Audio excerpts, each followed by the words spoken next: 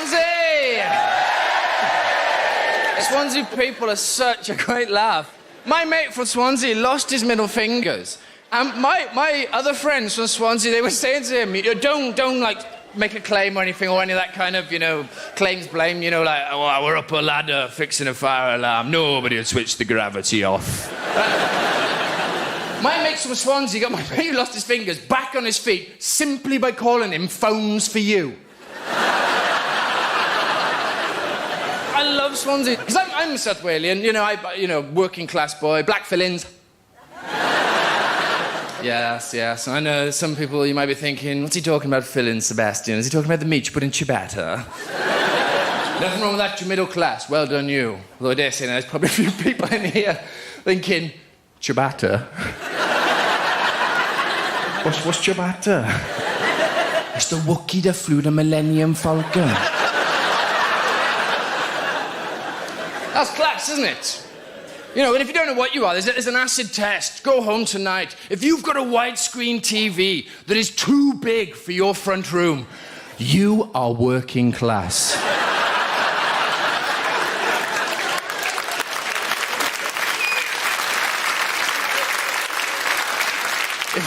If you go home and you're pinned to the back wall watching it like this, and your mates come round and it's a source of great pride. Steve, come in, look at my TV, 187 inches, look at it. Look how big Inspector Morse is, he's 15 feet tall.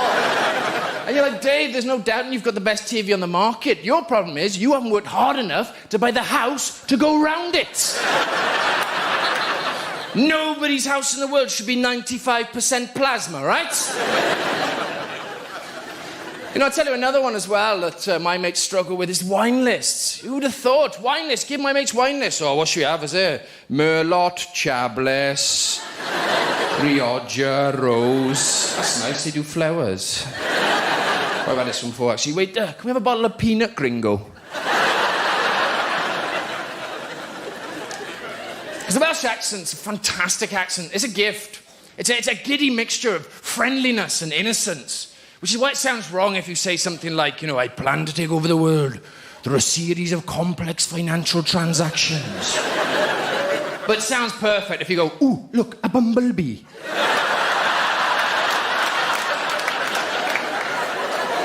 It's really difficult to say anything profound in a Welsh accent. I was in Spain with my friend, and I could see him sort of wandering down the promenade, all over the place. And I was like, how have you been, man? Look at the state of you. You've lost a flip-flop. Right? And he looked at his own feet, looked back at me and growled in his accent, lost a flip-flop? Oh, found a flip-flop.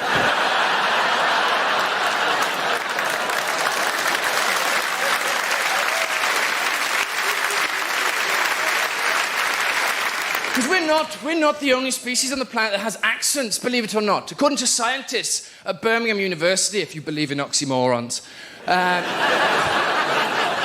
what's an oxymoron? I don't know, but ciabatta definitely flew the Millennium Falcon. Scientists at Birmingham, they found out that cows have Brummie accents. Can you imagine that? You just hear a cow. Moo. Or a Welsh cow. Moo. How great would that be? You're lost, your sat-nav's gone kaplunk, now. What you do is you jump over a dry stone wall, pull a cow's tail to find out where you are, Are we in Liverpool? Me?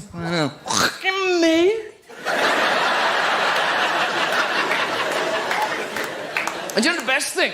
The best thing is, in Carmarthen Bay, not far from here, Carmarthen Bay, they found that the dolphins have Welsh accents.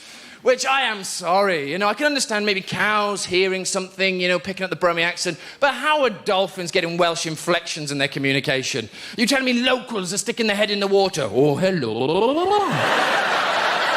You're a big fish. How can you even test for that? Doctors, come in, Mr. Dolphin. Oh, what is it, doctor? Is it about my asthma? No, we're doing some vocab work. Wonder if you could read a few words off a card for us. We'll have a go, but I have my glasses. Let's have a look here. Snooker, parallelogram, karaoke, and ratatouille. Yeah, there's some news for you, Mr. Dolphin. I'm afraid we're going to have to diagnose you with a Welsh accent there. What? what? My inhaler.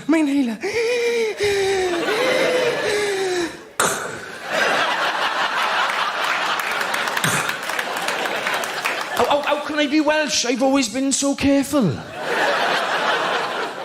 It doesn't make sense. It doesn't make sense because dolphins only make two noises. One's that kind of, noise which they produce by pushing their tongue into the roof of their mouth. And the other noise they make is that kind of, noise which they produce by twisting a small bottle of ibuprofen as they swim.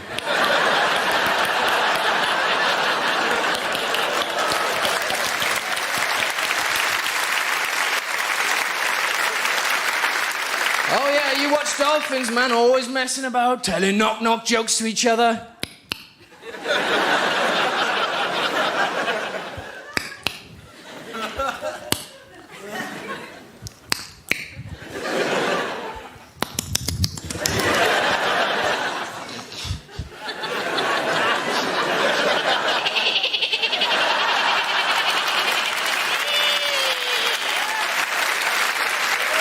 Listen, ladies and gentlemen, it's been an absolute pleasure, as ever, Swansea. Thank you very much. It's been a delight. Thank you very much. Good night. Hello, Swansea. How are you? I'm so excited. I'm on TV. I've done radio. I did radio recently. They called me in to talk about the Madonna adoption fiasco, because whenever anything happens that's deemed to be black, they round a few of us up and give us a microphone and go say something. I'm just standing there going, I don't know.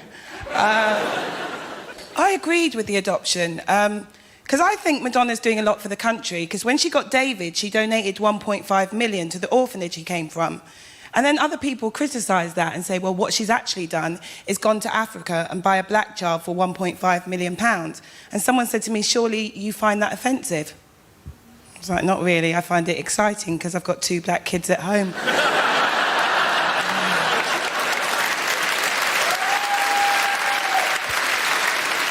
I can't lie to you, I skipped home that day. I was like, kids, you need to get your coats on.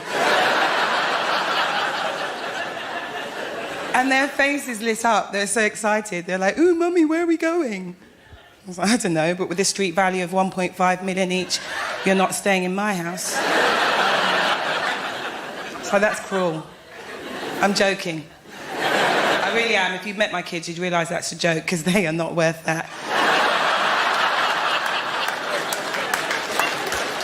I'm not one of those parents that lies. My children disgust me.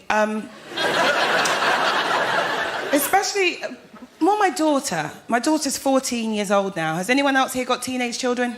Yes. Do you hear that lack of enthusiasm? Yeah. Because it is. It's like, you know, you get a little baby, you take it home, and it's so sweet, and you forget it grows.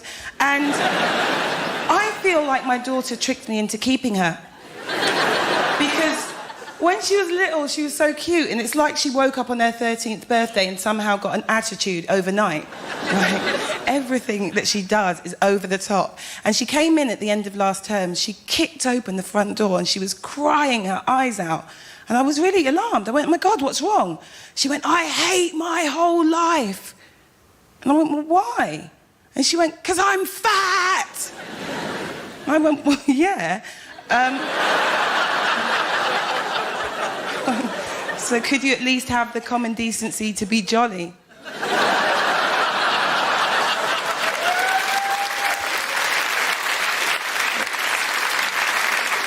And it's not just me, she's starting to get in trouble at school. And I was called into her school because she graffitied another child's exercise book. And what she wrote on this book was, Lucy is an arsehole. I know, my firstborn, I was so proud. I don't like getting called to see my kids' teachers, OK? I don't know if we've got any teachers here at all. Any teachers? Oh, you're a teacher. Oh, well, I don't like you. And I've always had problems with teachers. I wasn't great at school myself. My dad actually sent me off to boarding school. They were sick of it. And he sent me to a prep school in a place called Haywards Heath in West Sussex. Does anyone know it? It's nice around there, isn't it? It's quite villagey, it's quite posh, it's quite picturesque, and it's slightly racist, but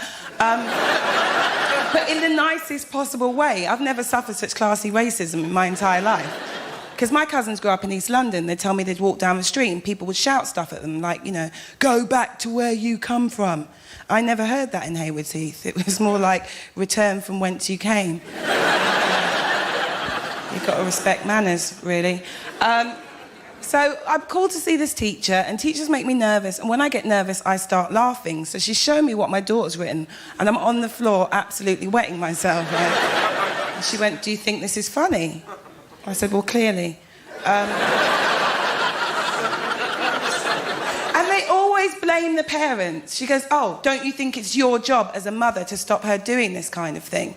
And I went, but she's written Lucy's an arsehole, and she spelt it A-S-S-H-O-L-E, and that's an Americanism. So let's not talk about who can't do their job properly.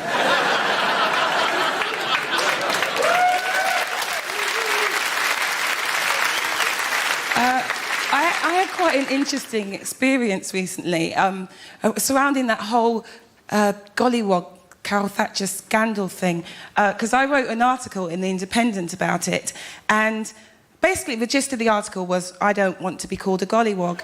And, you know, people slag racists off and say there's nothing good about them. I have to defend them just for now, because when I said I didn't want to be called a gollywog, some of these people actually sat down and took their time to email me alternatives. Some of them were quite inventive. Some guy called me a she-coon. It's outrageous. And then this other guy goes, if you don't want to be called a gollywog, why don't you call yourself a niggerette?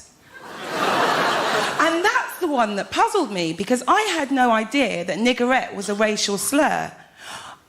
I thought, right, that a niggerette was something like a patch that you would stick on the arm of a black man to wean him off white women.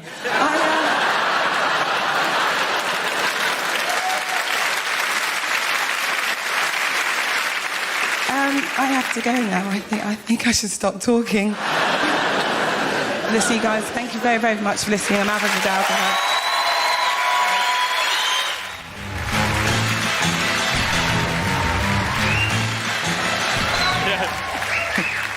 That's blatantly me going, look at that, I'm on the telly in a suit. I'm quite excited. I'm not really a suit kind of guy, but I'm making an effort to grow up. I'm failing, I think. I'm making other efforts to grow up. I've started to watch News Night instead of News Round. That's about as far as I'm going. And even then, to be honest, sometimes I watch News Night all the way through, and then I get to the end and think, oh, shit, I forgot to listen.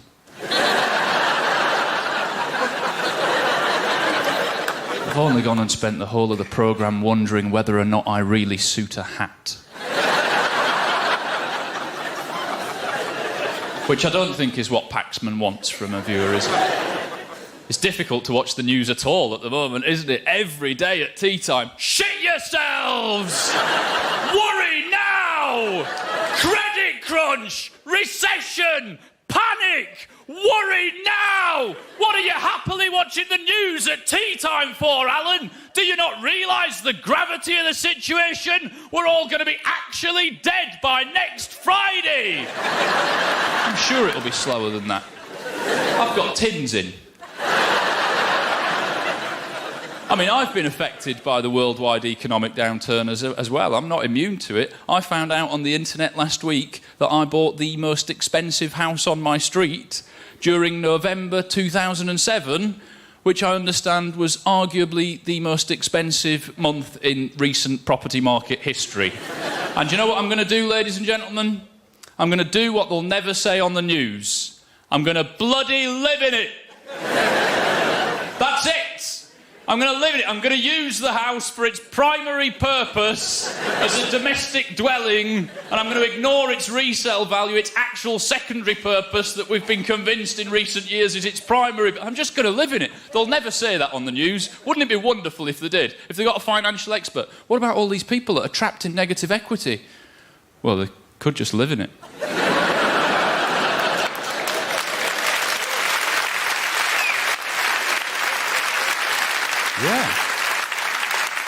Yeah, I suppose they could. We're going to have to go straight to the weather. I thought this bit would take longer. I'm not saying I've got the answers, by the way. I'd hate to be Prime Minister. I wouldn't want that job for all the money on earth. What a horrendous job that is. What thanks do they get? Everyone hates them, and everyone thinks they could do it better. You hear people all the time. He's an idiot, this fella. What's he gonna done that for? Why has he done this? He's an idiot. I could do that job standing on my bloody head. And you think, really? You? You're in a Wetherspoons at 3:30 in the afternoon? Wearing a shell suit? With shoes?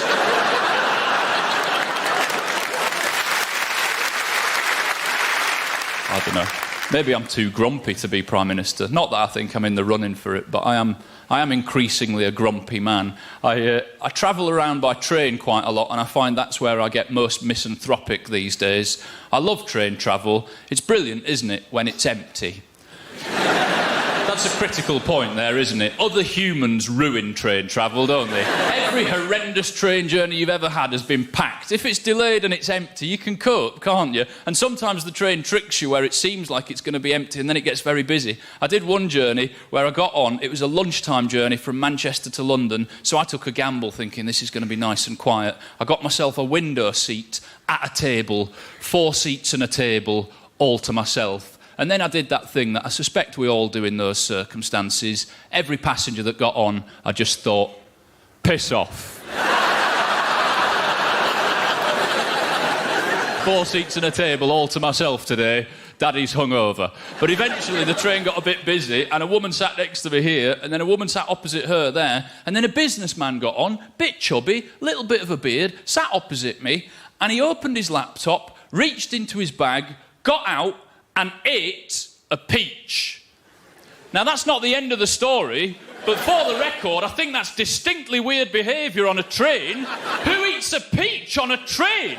That's a very soft fruit for public consumption, isn't it? I rarely eat a peach, but if I do, I don't eat it where there's 3 other human faces a foot and a half away from mine, while Peach is pissing all down my work shirt. I'm staring at him thinking, why are you having a peach on a train? If you wanted the deliciousness of soft fruit, you could have had a little pot of raspberries. Pop, pop, pop, and I'm still ready for my meeting. What's he doing? In fact, the rare occasions I do eat a peach, I don't do it on a crowded train. I tend to eat a peach standing over my own kitchen sink. Just with peach juice running all down my chin. Run, you juicy little bugger. I've got my own kitchen roll here. I own this place. Well, a tiny, ever-decreasing percentage of it seems. Let's not get depressed about loan-to-value and negative equity during a juicy peach. I'm staring at this guy thinking, you're having a peach on the train, you haven't even got any kitchen roll here. Someone's going to have a dribbly laptop for the next 2.5 hours, and not in the way you normally do. Come on, we know it happens. Grow up. He finishes his peach, right? Doesn't even look around as if this might be a weird thing to do in public, moves the stone from one hand to the other, reaches into his bag, gets out and drinks in 3 consecutive gulps a full can of Red Bull. A peach and a full can of Red Bull together, as if they go together. Fish and chips, salt and pepper, peach and Red Bull. I'm staring at him thinking, what kind of day could you possibly be anticipating that you think this is appropriate behaviour? Whoever thinks I need to feel healthy and really aggressively awake? Oh, God, maybe I've had too much caffeine on the train because now I feel wired and the table's penning me in, my face is right up against the window, this old bitch keeps bumping into me every time the pendolino tilts. Maybe I shouldn't have had all that caffeine on the train. And now I need a poo. Bloody peach.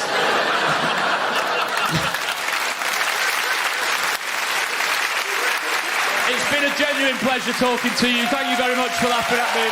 I'm Alun Cochrane. Cheers.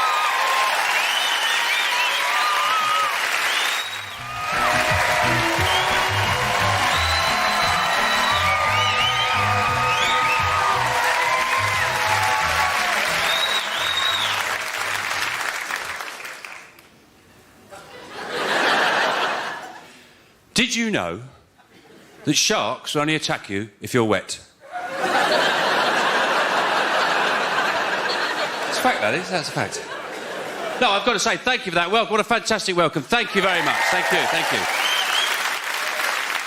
And I know a lot of comics will say this, but it is really fantastic for me to be here in Swansea. It's got a special significance for me playing Swansea because, well, Well, because my stepbrother's real dad is from not far from here. So... in many ways, it's like a homecoming. Actually, you might be able to help me. The question, something that's always puzzled me about Tom Jones. You know Tom Jones? You know he sings that song, It's Not Unusual. And he goes, it's not unusual to be loved by anyone. Blah, blah, blah, blah. And then he goes, it's not unusual to find out I'm in love with you. Whoa, whoa, whoa, whoa, whoa, whoa, whoa, whoa, whoa, whoa, whoa, whoa, whoa, whoa, whoa, whoa, whoa, whoa, whoa. You know that second bit? Is that Welsh?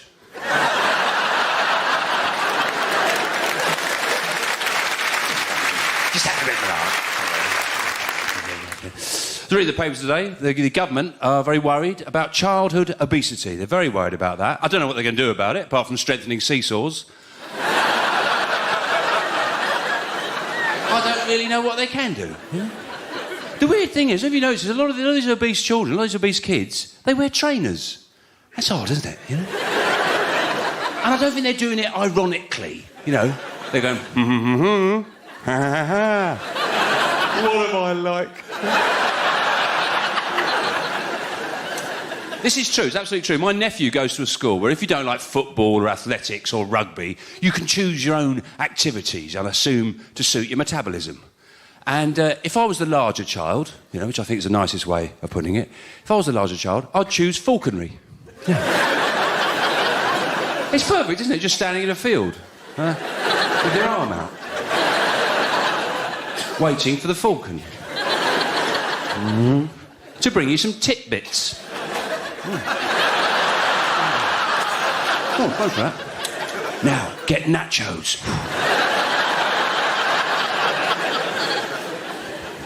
You've got to be very careful what you say. You know, on television, you can't not allowed to swear. He said, OK, fair enough, you know, that's fair enough. I said, I might have to change some material, but I said, you know, it's fine, you know. So here goes. Robbie Williams, right? What a nincompoop. Oh, he's such a nincompoop, isn't he? In fact, I go as far as to say he's a flipping nincompoop. The twat. He is, isn't he? Do you know what drives me mad about him? He's always got his shirt off, hasn't he? Like that, when he's on stage. He's always walking around with his shirt off, like that. Like that. Yeah. What's the matter with you? You're a pop star, not a scaffolder. He's walking around. If he could, he'd stick his cock in all our faces, wouldn't he? And you, I'm Robbie Williams. It's not because I'm prudish. It's not because I think, oh, a gentleman should always wear a shirt when he's serenading the ladies. No. But if you went to a party, right, and there was a bloke wandering around with his shirt off like that, you wouldn't think, oh, I can't wait to meet him. No. You'd think, uh-oh, the world wanker champion has arrived. He's just beaten Chris de Burgh in the final. And sometimes, mate, he's got no shirt on and a scarf.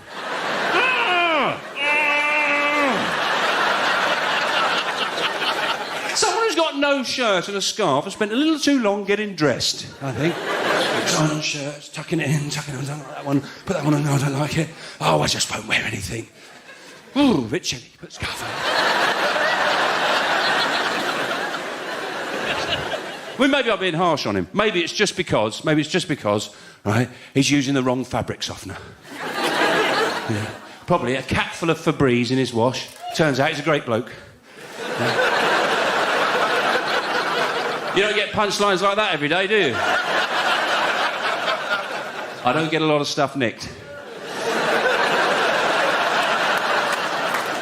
Thank you. Now, one of the great things about doing this job, travelling around the country, you get to see what people think about stuff. And one of the things I'm quite interested in at the moment is how people feel about the environment. Is that something you care about here in Swansea? Yeah, oh, well, that's good. That's very positive. That's very upbeat. But no, I do. I mean, I do. I really care a lot. I'm quite interested as to why some people really, really care and other people couldn't give a shit, do they?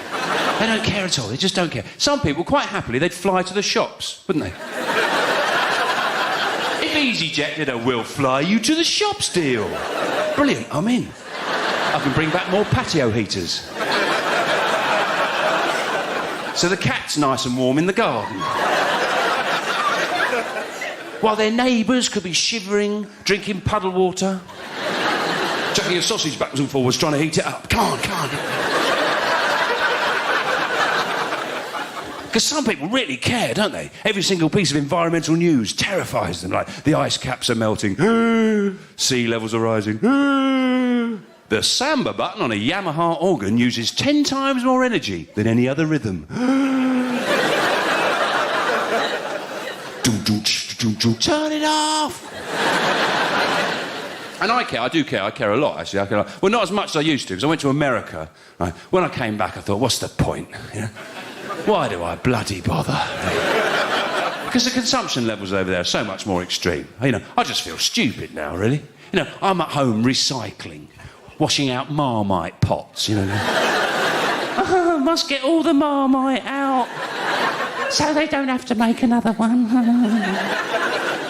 And they're drilling for oil in Alaska, mopping up with a seal pup.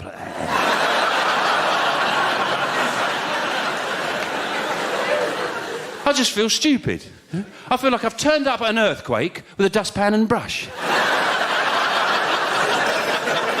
Can I help at all? Anything like that? Will you do all that? I'll do this little bit here. Feel better now. I do. I make a big effort. I get the train as much as I can. And I'm really shocked about how crap the trains are in this country. They're amazing. It's hope. The standard, the quality of the trains is... I would say at least half the trains I get, you still can't flush the toilet when the train's at the station. I think that's incredible. It's 2009 and we're still crapping on the track. With all the technology we've got, they can't come up with a toilet that can be used whenever's necessary. At the moment, it's not even a toilet. It's a hole in a train. They don't have this problem on planes or coaches, do they? I've never driven up the M1 behind a coach and gone, oh, no! That's disgusting. I'm getting out of this lane. Whoa! Well, surely they can get someone to help them with this problem, you know? Get someone in, you know, like the iPod guys. Yeah. Because they took something that was bulky and inconvenient, didn't they? Your record collection. Used to take up an entire wall in your house, didn't it? But they shrunk it all down. Little iPod. Wow. Or the mini chicken Kiev guys. Where were their minds at? That was fractal, man, because nobody wanted to eat chicken Kiev, didn't they? I don't want that sloshing around inside me. A little one. Oh, could be tempted, yeah. That's disgusting. Much better than my idea. Massive chicken Kievs. I went the other way. They were huge, you could stand on them. Look at these. Yeah, that was a great episode of The Dragon's Den. They didn't invest. Because I love that show, but they hardly ever invest in anything. They always go, it's rubbish, you're mental, go away, you're a loony. You know? So I don't think they should do. Because if you look in the shops, right, there's so many weird, stupid products for sale which people are quite happy to buy. They should probably let most of the stuff through. You know? I mean, there's a lot of products out there. I think that wouldn't get through the Dragon's Den. You know, if you went on the Dragon's Den and said, I've got this idea of these little castles, right, and they go in goldfish bowls. The goldfish, it's got a little castle to swim around. They'd go, what a goldfish got to do with castles? You're mental, you are. That's like putting an anchor in a rabbit hutch. What's the matter with you?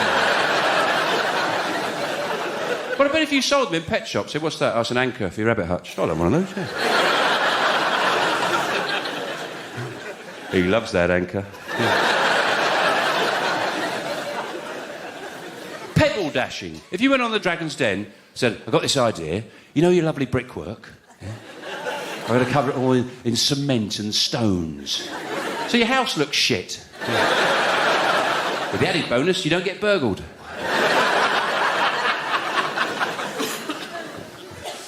Argos. If you're on the Dragon's Den with the idea for Argos, I've got this idea for a shop, right? It's got everything in it, but you're not allowed to see it.